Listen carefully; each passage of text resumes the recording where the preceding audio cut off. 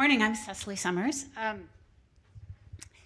Came in last night from Minneapolis, where I live. Of course, taking an Uber to the airport, being met by an Uber, taking another one this morning. And as I met the Uber who picked me up at my home, Rodrigo, I asked him if it was okay for me to ask him about his experience. And he said, yes, I've only been doing this for 3 weeks. However, he's been in the United States for 15 years, and the 10 years prior to that, he had been driving taxi in Mexico City. So he had a very direct experience of being a taxi driver in a very, very dense urban environment. And he has a full-time job that he works during the day, and he learned about Uber very recently from his brother in Mexico City, where Uber is crazy successful, and that he and his brother are now buying a car for his parents to make some extra money there. And he said, because of his experience as a taxi driver, he said, as soon as I saw the app, and I saw that whenever I'm in the car at my discretion, outside of my normal working hours for my other job, I knew that I could be busy because they would send me to places where the fares are. And how much he loves, how much safer he feels not having money in the car, how much more I like it that I can, when I'm ready to be picked up, rather than waiting or being on hold talking to the distributor and to get in the car and out of the car without any exchange. And all of you have this experience too, I'm assuming. But what I found really interesting in hearing his experience was this idea of how entrepreneurial it is that they're buying more cars to actually employ other Uber drivers in Mexico and here. And then when we arrived here, staying in an Airbnb, met by our host who says that he can rent his apartment out any night. He could do it 100% if he chose to.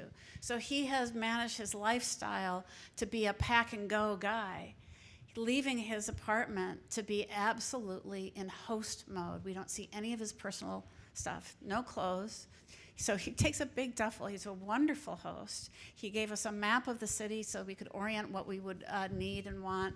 There is, of course, hair dryers and towels and everything there, but that he wanted to remove himself from the environment. And we see him walk out the door with his house, essentially, his personal things, his clothes, and his video games, he said.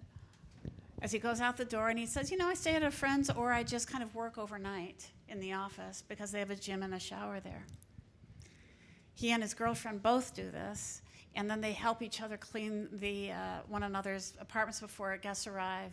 And they now have taken on a third, a friend of theirs who's not here very often, so that they are in the hustle and digging it. And they have completely managed their lives to augment the jobs they already have to participate in this on-demand economy. I find it very interesting to be able to hear these stories. I'm going to be interested in hearing the stories of our panelists this morning too, Stanley, John, and Laurent, and I'll let them tell you their stories by way of introduction. Stanley, please tell us who you are, what you do.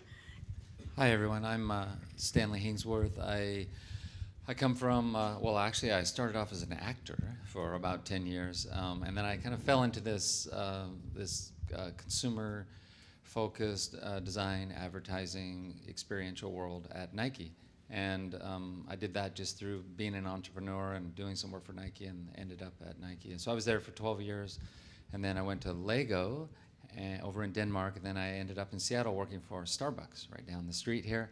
And then almost 8 years ago, I started an agency across the street here in Pioneer Square called Tether, and it's a multidiscipline agency where we do design, advertising, consumer experiences. And would it be fair to say, I know the thing that you're most dedicated to inside of those multidisciplines is telling the story. Yeah, the brand story. So it's one of the things that we'll explore together is where does that brand story live in this on-demand economy. Laurent. Hi, so Laurent Burman, currently in advertising, Chief Client Officer at Possible, which is a global advertising agency, and we do digital ads.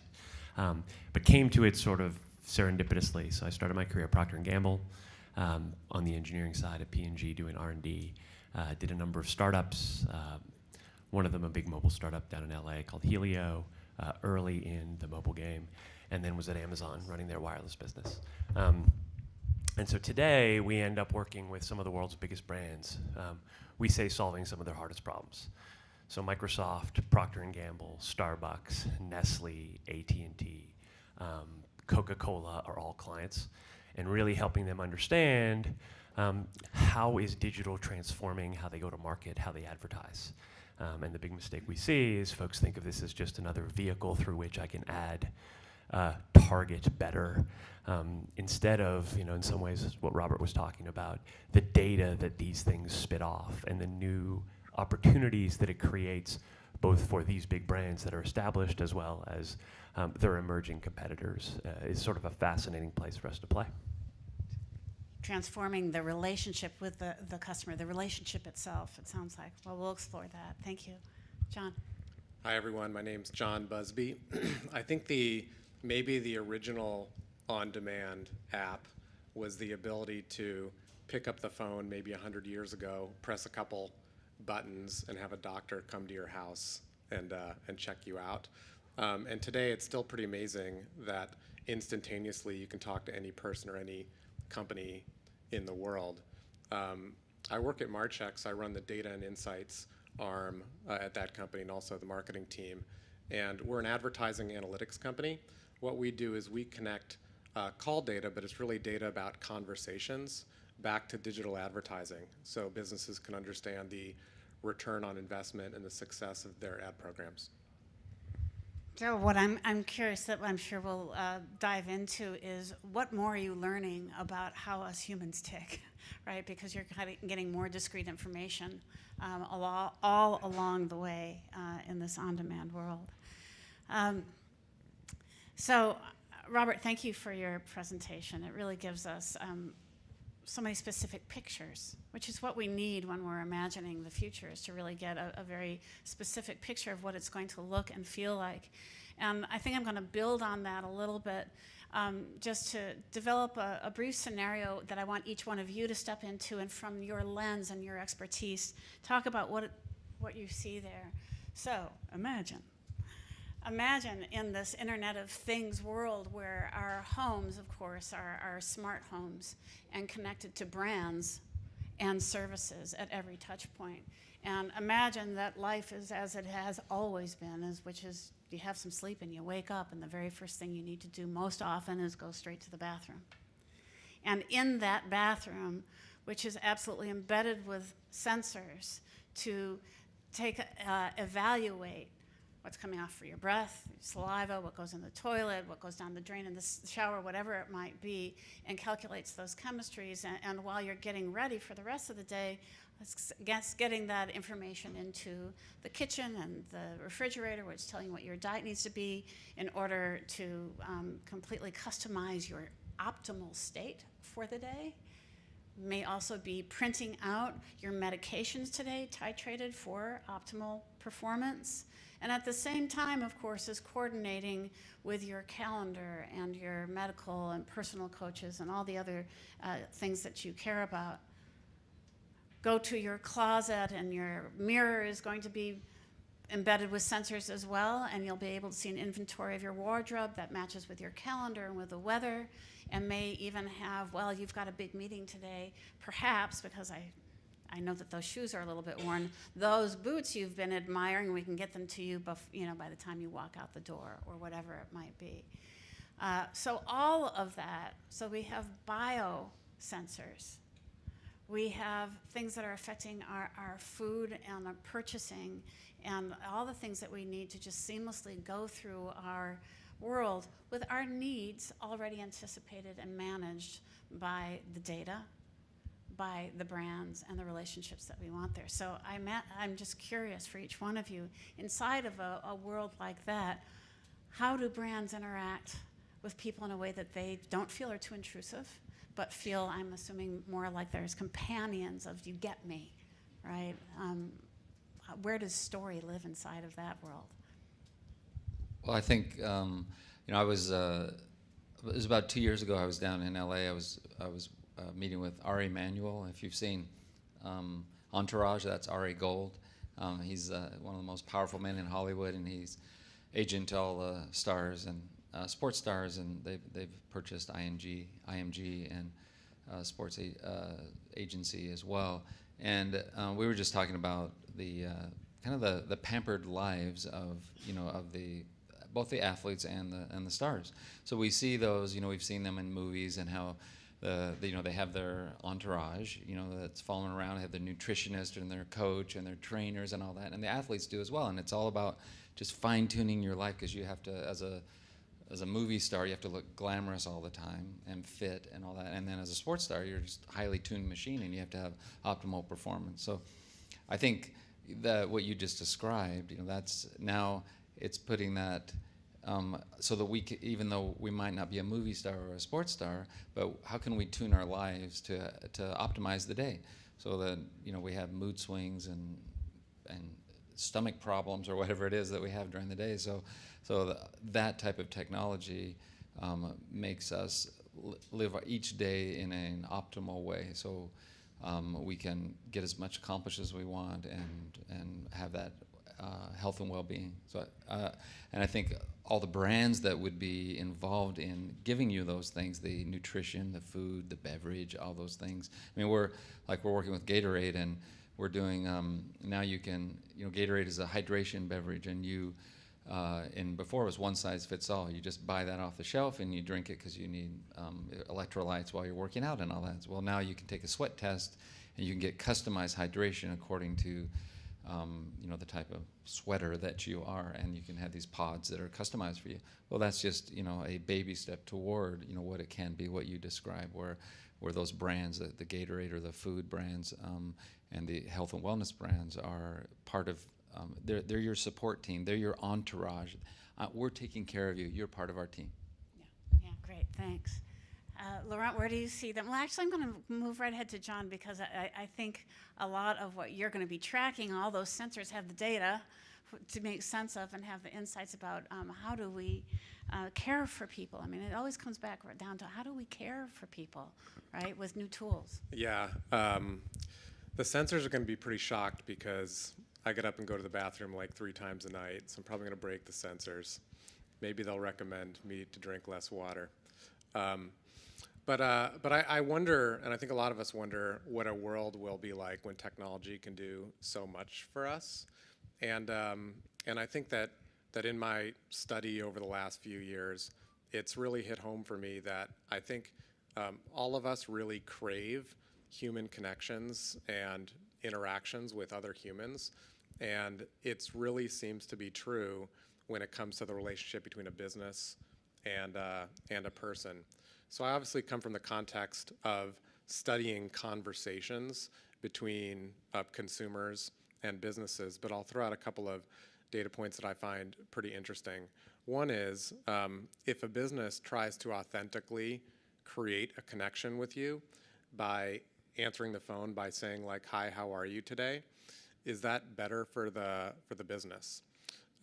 We work with one of the largest brands in the world. They're actually based here in Seattle, and we compared inbound phone calls where the agent actually uses a warm greeting against agents that did not use a warm greeting.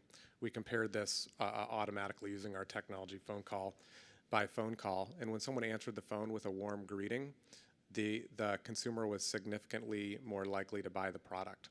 It's kind of shocking. And then I was thinking to myself about some of the businesses that I choose to work with today, and I don't always choose the cheapest or most convenient or closest to my house. And I was thinking about that, and it's probably because I've established this personal connection with someone else. So I think that even in a world where technology and business can do a ton more for us, I think that that businesses should not lose sight of really investing in an experience that maintains a human connection. Just using those insights to actually be able to target, well, that's such a terrible word in a way, but really to anticipate and to meet and to greet people through human connections. I would imagine. I don't know if what you're finding about where those human connections are best served, along the decision-making chain. Well, I think I think a really great human connection starts at like a first.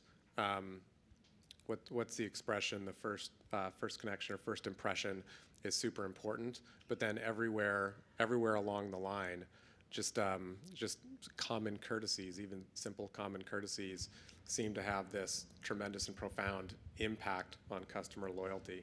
And I think the winning businesses will not only be great technologists, but also be great at maintaining that one-to-one connection. Yeah, great. Laurent, how do you translate that into digital expressions? Yeah, I mean, I think, so we see a couple things. I mean, one, the world we can envision now is technically very feasible, which is quite different than in the past where we didn't envision the future.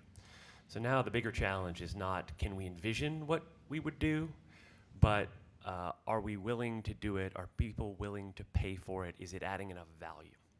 And so as we think about, and especially for this audience, as we think about the big brands we work with, we see these things sort of driving three big changes. The first is really the risk of disruption.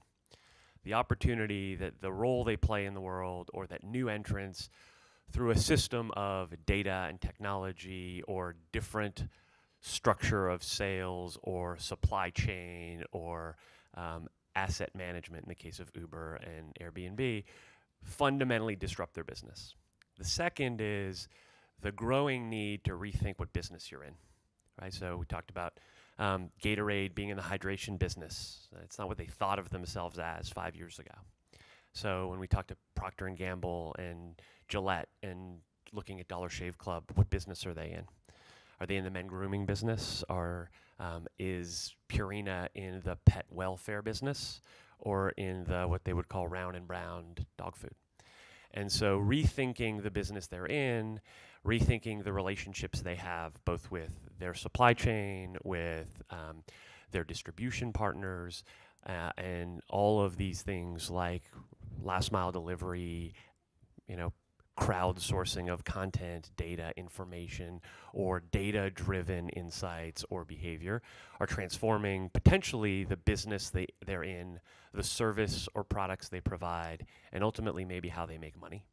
And then the third is an entire new class of potential customers. This group of people who are now self-employed entrepreneurs. We work with Ford. If you were Ford, you used to go do a big contract with a city for taxis. Today, you think about attracting Uber drivers and convincing them that this is the best car.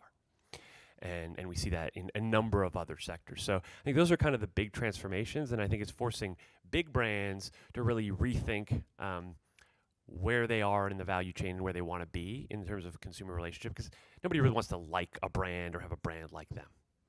But they do care about brands who appear to care about them and demonstrate that they are really delivering value.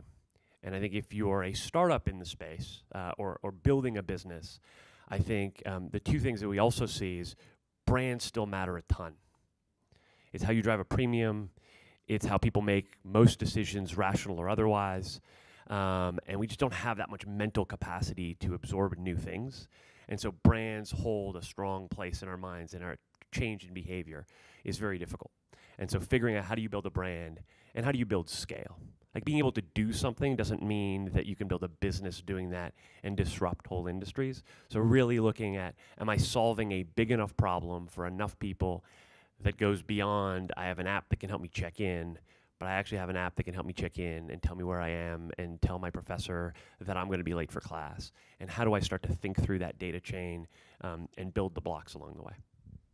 What I loved about what you said is that how brands are moving really from being producers of objects most of the time to producers of kind of territories of meaning, that I'm going to be there for you around your hydration needs, or in Ford's case, mobility needs. They now have declared themselves as a mobility company, not a car manufacturer. And that is profound.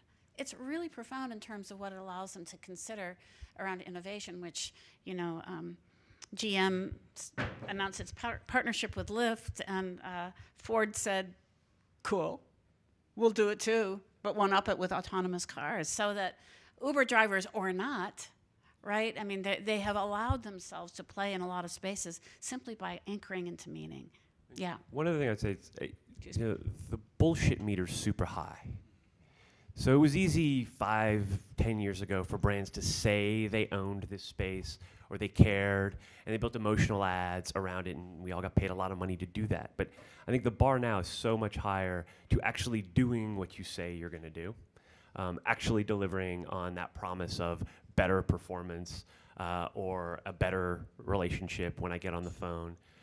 So I think that's a big opportunity, and we're seeing businesses grow simply because they execute better and they do what they say they're going to do, whether it's Hotels Tonight or Uber or Airbnb, versus other folks who theoretically could do that, but just can't get out of their own way because of how their business is organized or how they make or measure money.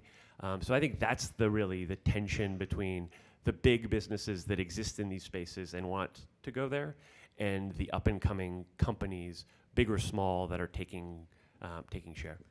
And not to get too carried away with the tech, but to remember that every business problem is one about solving a human need, that the human is always at the center of these things. Yeah, go ahead. I think what's also really interesting is that the lines are getting blurred between, well, certainly with Uber now and Lyft with employee and contractor thing, but also employee and brand fan.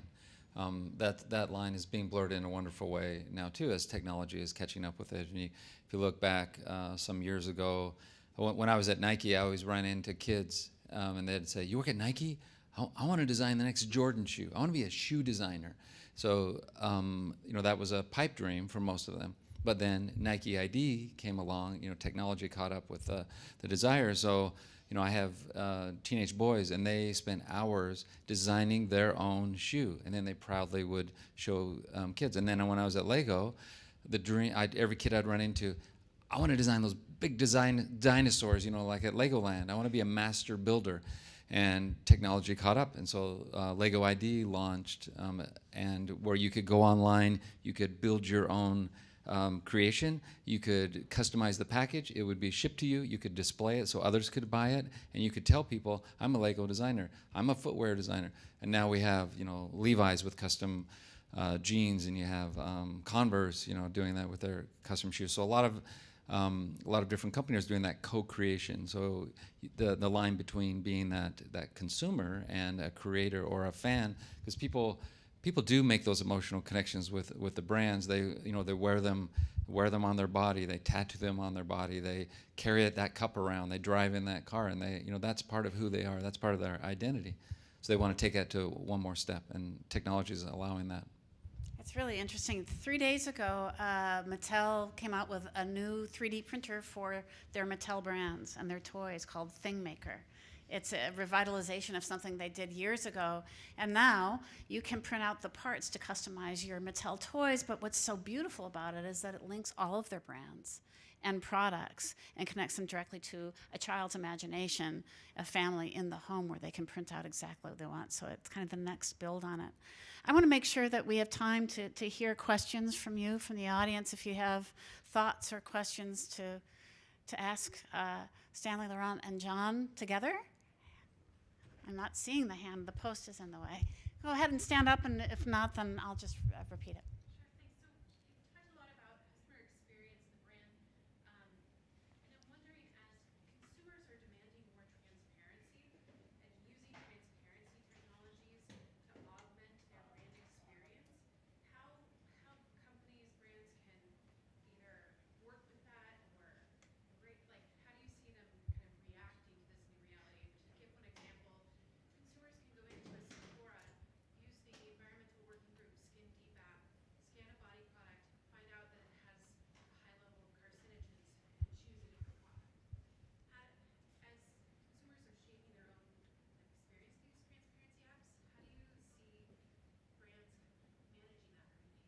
How do brands manage the requirement for more transparency between themselves and their direct consumer? Go ahead. Well, I think times are changing now with technology where you're not going to be able to hide anymore. In the past, brands could hide because it was hard to get the information. But now, whether it's the ingredients or even the story. So I think that going back to the brand story, I think it's going to be even more important that you stand for something. You know, who are you? So if you go to Sephora, and I think, you know, right now you're limited. Like we have a product that we work on called Tatcha, and you know that's Sephora. We have an end cap at Sephora. It's a hot selling product there, but we're limited to a 2D plane, and you get a few words and a few pictures that you get there. So there's a deep story there. It's all natural ingredients. How can I tell? You can't possibly put all that on there, and you can't put it on your packaging. And taking those 2 steps to take your phone out and scan something so you go to the website or some information, that's too much work for most people as well. So I think that augmented reality is going to be wonderful because you'll be able to tell a deep story there, and also transparency. Where do these products come from? Anything from Starbucks, you know, where the coffee beans came from, to beauty products, to you know, whatever it is. So I love where it's going with that. Yeah, I mean, I think, you know, we work with some of the most maligned brands in that area, but also some of the ones investing the most in transparency. So if you look at Nestle or Purina or P&G, the amount of money they're investing in supply chain and data about where things come from at massive scale are potentially huge opportunities for them, actually, to be much more credible and transparent than most of their apparently more authentic competitors. And you look at, you know, whether it's cosmetic brands or household goods or other. So we see a couple of changes. One, there's a big opportunity for them, and there's, I think, going to be a big challenge for some of the growing brands that have built a brand around that, but really don't necessarily back it up on the back end at real scale. But we also get to a point where there's just too much information. And so consumers can't really absorb and rethink every decision about toothpaste and chewing gum and coffee and milk and every decision they make. So trying to understand, and even when they do, the amount of conflicting information, the signal for noise around what is actually healthy for me, what should I be consuming today based on my sweat or my hair, how much I've slept or all these other things, gets to be really complicated. And so I think it will create a whole new opportunity for people to make sense of that information and become trusted brands in that making sense space. In the way, sort of in a very simple way today, Uber has sort of solved on the one sense in terms of your driver and the safety and credibility of that person, in the way that Amazon ratings and reviews has sort of solved for certain products. So I think that is a really, really interesting and fertile place for companies to play. But the standalone, just we are more transparent, I think, is going to play out in both constructive and counterproductive ways for companies big and small, in ways that are real and not real. John, if you might, I want to set you up with a little bit more. Oh, sure. Yeah. Go for it. Yeah, because I think I want to build on to what Robert had suggested about how, you know, Amazon already knows that he bought, you know, certain type of toilet paper before, and so it's kind of the data they already have. We have deep learning, right? Artificial intelligence that's embedded in all of these environments and sensors and our apps that kind of help filter and curate. So we're not having to think it through.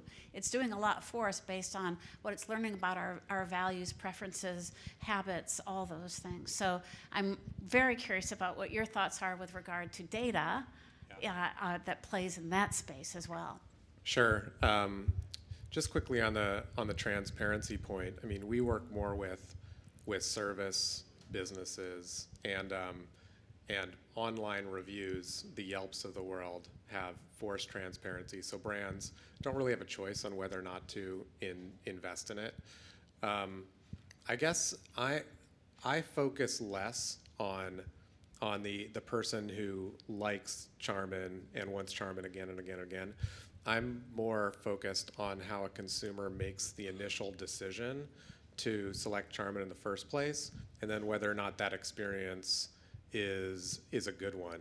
It's kind of like if you go to a restaurant the first time, you don't like it. Sort of, no matter what anyone else tells you about it, you're just probably not going to come back.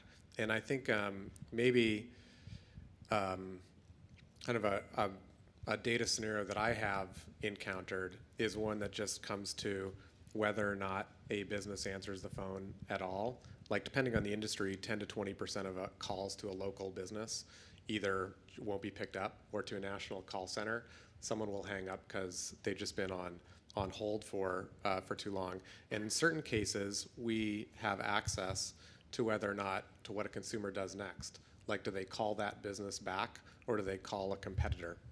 And people are very quick to call competitors if they don't get an answer on the first try. And so what I'm encouraging brands to do more and more is just really invest in that initial interaction. It's super important. That human connection fitting into the idea of on demand. Like, you have to be there, right? You have to be there and you have to respond. I mean, one thing actually Stanley touched on, which is this growing body of brand advocates and influencers, which, again, some may be part of this economy or just standalone consumers. The credibility that certain people have that are simply consumers of brands, and the voice that they may have, is sort of an interesting and growing, again, opportunity and challenge for some big brands in terms of how do they play into the story that the brand is telling. So, Robert talking about certain products is a very different conversation than the three of us maybe talking about a product. But in different segments, it's totally different people that you wouldn't expect. And so understanding for brands or for startups, who are those people? How do we build genuine relationships with them? How do we create transparency for the people who then can speak on our behalf? Because all of us don't necessarily want to be thinking about all those things. We just want to know that somebody is and that it's there when we need it. Yeah, can I just say one thing on that? I mentioned that Tatcha, that beauty brand. That's a brand that we launched about 6 years ago, and so we launched that with zero marketing dollars, and we targeted beauty bloggers and celebrity makeup artists. So that's really interesting phenomena now, as you know, that these YouTubers and all, they have millions of people that trust them and what they say, and so by targeting them, we targeted millions of their followers. So within 6 months, we were in all of the major magazines and everything, and we didn't do anything. Through the magazines, they heard about it through all those brand fans, and now it's the fastest growing beauty brand in the world, and we essentially have still spent next to zero marketing dollars. Fantastic, because all of those environments, of course, are linked. Yeah. And interactive, so it's not just endorsement, it's actually new environments. So yeah, we have lots of questions, and I would love to, in the green first, let's hear from you. Well, you touched on one of the things I've been thinking about, and that is that there are large numbers of human beings who either can't afford the technology, don't have the resources to access the technology, and that sort of thing. And how do you spread the benefits of these kinds of technologies to the rest of the population? I think you just answered it. You find intermediaries or something. Yeah, and a lot of it really does our mini computer. Yeah, so the question is how do we make sure that the kinds of things that we're talking about, these advances in technology, really are disseminated widely to all groups, right? That there are some people who don't live in the kind of fancy world of high tech, and yet this is where markets are going, and how are they included, and how do we reach them in that world? I want to maybe kind of gather several questions so that we can do our best to maybe see how to build on them together efficiently. Actually, there's one right here in front. Yeah. Yeah, John, you talk about what Marchex does, and you're listening in, for lack of a better word, on consumer interactions. What are they talking about on phone calls? What are they purchasing? What pay-per-click campaigns are people responding to? And you see a tremendous amount of data. How do you put a yardstick against the data and say what's really a trend and what's really noise in the system, to be able to go back to a brand or back to a local advertiser and say, these are things that you're missing out on based on the data that we're seeing? Because certainly it can be overwhelming. You're flooded by data every single day.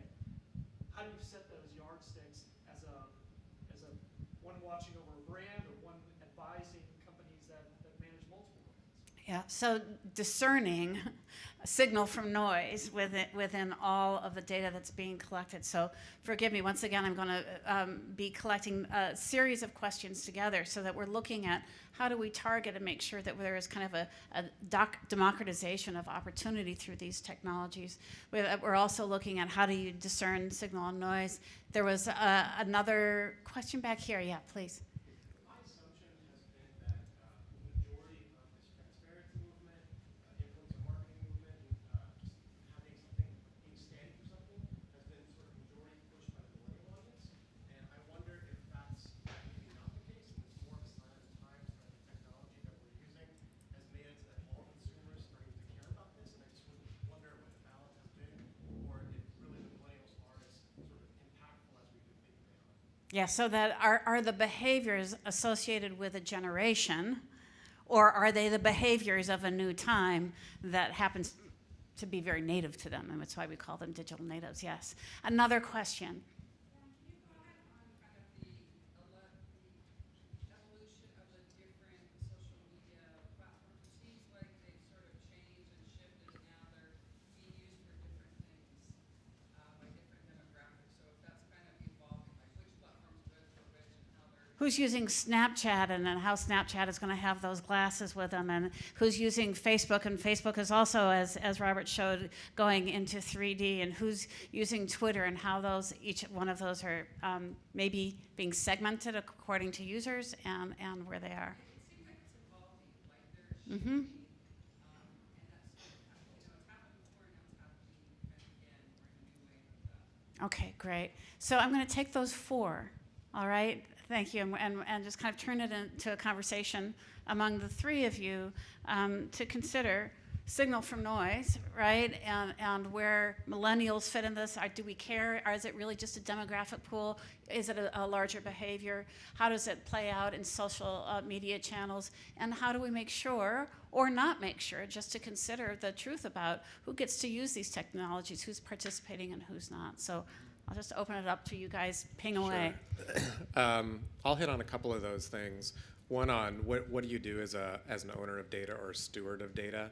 What recommendations do you make, and which ones do you not? I think first of all you have to be really, really careful. But I'm finding that in working with businesses, generally very simple changes can have transformative effects, and the data is super clear.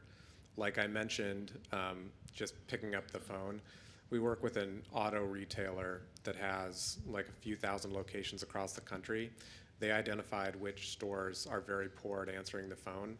They've changed up training, and they believe it's a $1 billion revenue opportunity just by using data to identify something like that. But as it relates to millennials, I'll give an example of where we looked at some data in our system, didn't believe it, and so we had to test it again and again.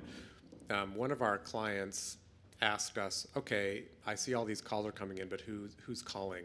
It's probably old people, right? And so I was sort of shuddering when I was going to look at the data, because I said, okay, it's going to show that that older people are more likely to make phone calls, and they're not going to want to do business with us anymore. And so we looked at the data and found actually that millennials are most likely to click to call from a mobile advertising unit than any other age group. I didn't believe it to be true, so we tested on another company, then another company, and then our entire data set. And it shows, and so we published some findings on that, and it just it showed to us that you just can't make assumptions about data, and that millennials, they like human connections too. Yeah, great, thank you. Yeah, I mean, I guess just a couple I'll touch on that just close the data question. I mean, I think the biggest mistake that companies make when looking at all of this data is measuring the wrong thing. And so we really challenge our clients to measure two things. Are you doing something meaningful for the consumer that matters for your business? And are you driving the actual business drivers that you care about? Not some BS intrametric that's easy to measure. Because driving engagement in social networks can be done in a variety of ways, many of which are entirely meaningless to your business. driving a high volume of calls to your call center that is now optimized to answer the calls in the right way could mean that you're now doing a great job of answering customers' question. Could mean your service sucks. So really understanding what is it that you're doing, are you making an improvement? So that's probably the hardest thing for companies to do, frankly, because it's easy to measure what's easy and what everybody else is measuring. The other is the social network, or so the transformation question. I think the bigger challenge there is probably less demographic, though there are definite massive demographic behavioral changes. And it's what are these applications doing, and does that matter for your business in terms of the consumer, your product or service, and the thing that they are using that to do. If it's to communicate with others about it, what's your role there? Is it an advertising role, or is it a participant? And so while we see massive shifts, Snapchat is very popular at the moment. It's a great place to advertise, but it really is a mass advertising medium. There's not really meaningful ways to pull data out of that platform and do something in the way you might be able to start building applications into Facebook Messenger. Or the public demise of Twitter, both in terms of its stock price and sort of company perception.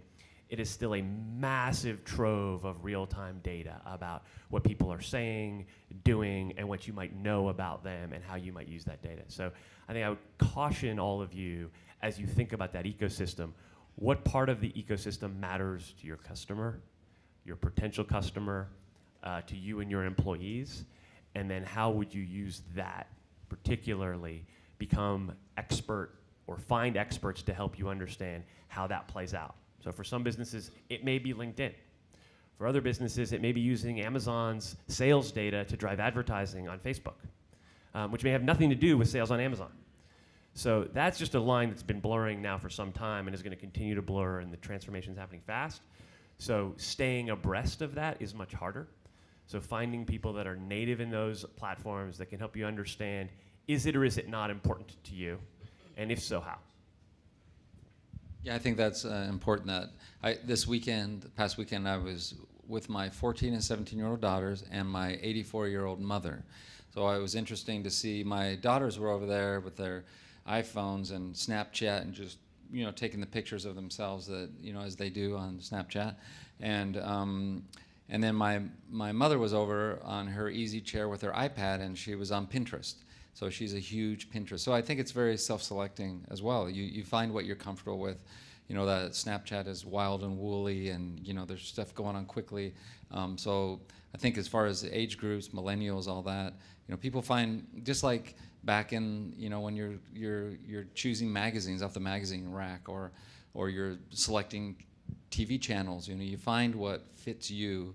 And so as companies, and choosing what to be involved in, or how you talk to your consumer and through what channel, it's important to know that they will self-select according to what content you put on there, and also the medium, the rate of the medium. Great, thank you. Robert, I saw your eyebrows go up. I wondered if you wanted to add something about the evolution of social channels and what you're seeing there? Briefly. We could talk about 3 hours. Yeah, I know. For me, Facebook has changed from not being for families and friends anymore to being also for that, but also for having business discussion. And I keep asking my audiences, where have you posted in the past week? And I'm always talking business, and they're good for tech passion. And 95% are on Facebook, so I moved almost all my life on Facebook, and that's paid off very, very well. 40% are on LinkedIn, 15% are on Snapchat, even in the older demographic. So it's not good cover. And Twitter is about 70%. Facebook, though, just the past year, has added a 360 video, and my video to Coachella got 1.4 million views, right? And I take people into startups with 360 once in a while now. And I'm doing a lot of live video.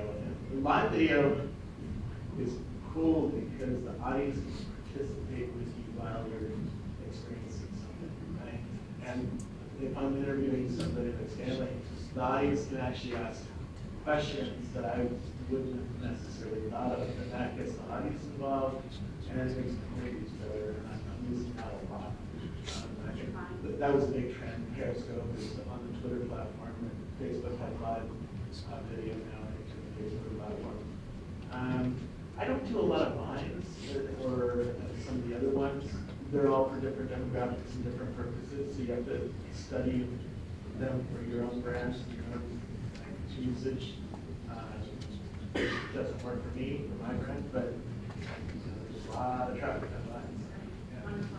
Thank you so much. Yeah, I think we're going to have to wrap up. Just one, if you, yeah. Super quick, I mean, the biggest transformation is the growth of visual storytellers and becoming comfortable with using images to tell stories. Stories still matter, by the way. My 7 and 9-year-olds are moved by ads, TV ads.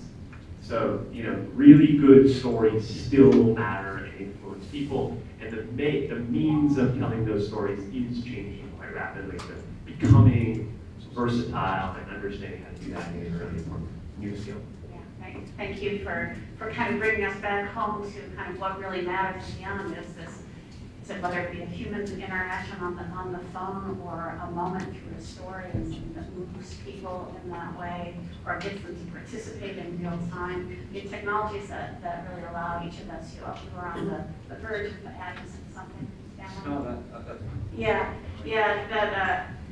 that really human needs. And the one thing that I'll just kind of advocate for myself on the way out is that we make sure that whether it's through social or technological channels that we are listening, but more importantly, that we're still going out and engaging with people and doing ethnographic studies. I don't know how you get to understand who people are and what they need if you're not really listening and engaging first, so that you can answer what matters, so that you can find which data needs to be really measured and begin to then weave the stories and the connection points that people relate to because it happens in real people in real life. So, thank you. Thank you.